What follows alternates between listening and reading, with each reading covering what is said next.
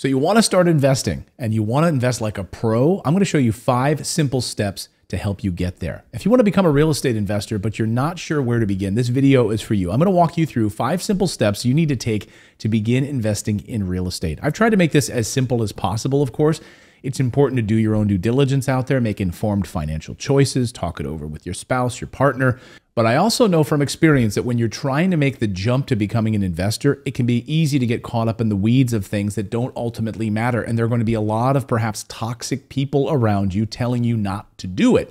Chances are those people have never done it, right? These are people that don't want you to be successful. So there's going to be a lot of things pulling at you when you're just getting started, and I want to keep you focused. So get ready to take some notes here because you're about to learn 5 simple steps to start investing like a pro. Number 1, write this down. Set a goal. Having an end goal in mind is going to be instrumental to your journey and your success. Look, I know it sounds cliche to say write something down, put down a goal on paper, but something magical happens when you put pen to paper and you start putting up Post-it notes around your home office or on your mirror. You've now set an energy and intention in place that you are going to change your life. You're sending a signal out to the universe saying, I'm not going to be stuck in this spot anymore, okay? I am going to make a change in my life. And when you put pen to paper and you write down that goal and you start seeing it every day, something powerful happens. Just like any sort of career or fitness aspiration, having a clear goal will help keep you on track and motivated.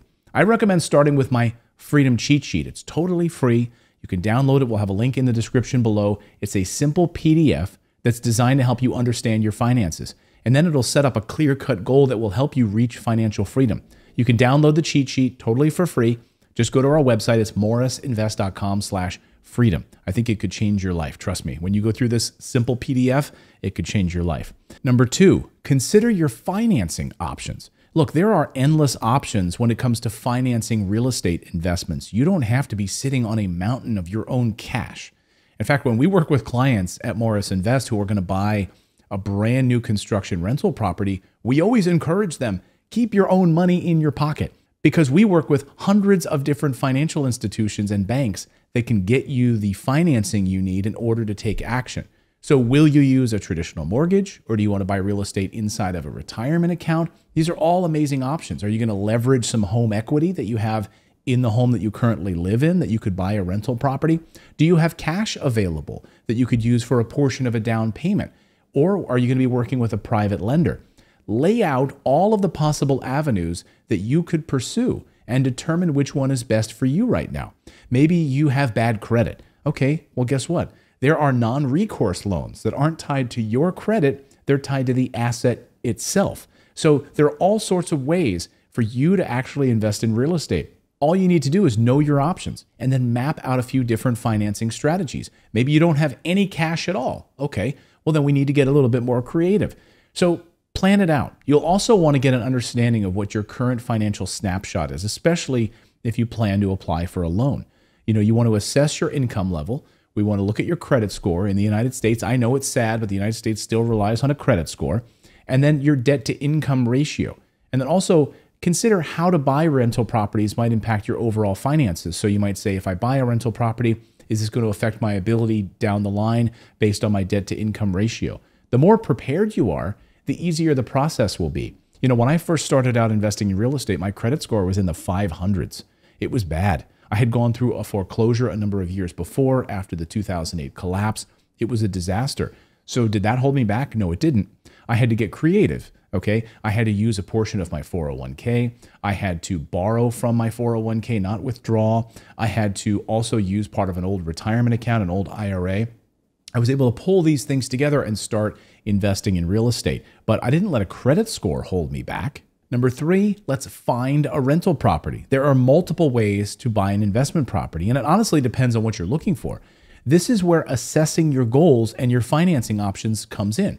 You want to buy a property type that is going to help you reach your goals and make sense for you financially. So here's a short list of ways to buy a rental property. Work with a local realtor who understands the real estate investing market. Great. Discover seller financing properties in your area. Maybe there's a seller that doesn't want to use the traditional way of selling and wants to sell you the property through a mortgage structure because they don't want to have to pay a boatload in taxes. right? That's a great way. Seller financing options, fantastic if you can find them. Another way is to find deals through your local real estate meetup group. Go to your local real estate meetup group. All you need to do is go to meetup.com.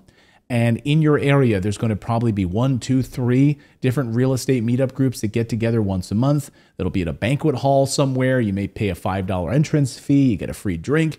You schmooze with everyone. You put on a name tag, make friends, bring a pen, write down information about the person on the back of the business card that they hand you, develop relationships. That's how you can find some great deals. Another great way is to go online. Look at some online resources like Realtor.com or the Facebook Marketplace, Zillow. You can even look on Craigslist in the for sale by owner section. I found some great deals back in the day on the for sale by owner section on Craigslist. They didn't want to work with a realtor. The house needed some work. It needed some fix them up. And I was able to make a deal with them. These are all ways to reach out and find some great deals. And then the other way is to work with a full service rental real estate company. Yes, indeed. Number 4, run the numbers. Don't skip this step. It's crucial that you run the numbers on a deal. There are multiple formulas out there you can use. There's the 1% rule. That's what my father-in-law loves. He loves a 1%. If he can make 1%, okay, he's out in California, so he's not going to make as much profit. But there's other ways to do it. But he likes the 1% rule. There's ROI. There's cash-on-cash return, and so on. But however, I like to use a formula called IRR, or the internal rate of return. Now, the IRR is the annual rate of growth expected on an investment. IRR encompasses cash flow, principal reduction, and appreciation. You can watch my full video on IRR right here. And I prefer calculating IRR over other formulas because I find that it's more in-depth and helpful. And if you're looking for double-digit returns, don't forget to include other costs that are involved. So you're going to want to make sure that you're considering other expenses you might have in your property. Does the property have an old furnace that's hanging on for dear life? Or are all of the components brand new? Do you have an HOA payment? What will your mortgage insurance payments look like? Take the time to run the numbers and then run them again to ensure that you're making a solid investment. Number 5, take action. As long as the numbers make sense, go for it. This is the hardest part, but the most gratifying part. You've done your due diligence and you know this is something you want. You're the only person that can make this happen. So take action. At Morris Invest, we like to say, don't wait to invest, invest and then wait. This is because getting into the investing game sooner rather than later always pays off. The sooner you get started, the sooner you'll grow your net worth, build your equity, and reach financial freedom. Reducing this process into 5 actionable steps can be helpful and empowering for investors who tend to get distracted by a lot of minor details out there. Of course, there are other steps that come along with buying a rental property, such as taxes, insurance, inspections, appraisals, property management, all of that. But I don't want to get you overwhelmed with those tasks because those tend to fall in place. Just take them as they come, ask for help when you need it. Sometimes the best way to learn is by doing things, right? I know that you're capable of figuring things out as you go along. By following these simple steps, you can block out all of the noise and focus on what really matters. Stay committed to your long-term goal, and you'll be on your way to financial freedom through real estate investing. We'll see you next time, everyone.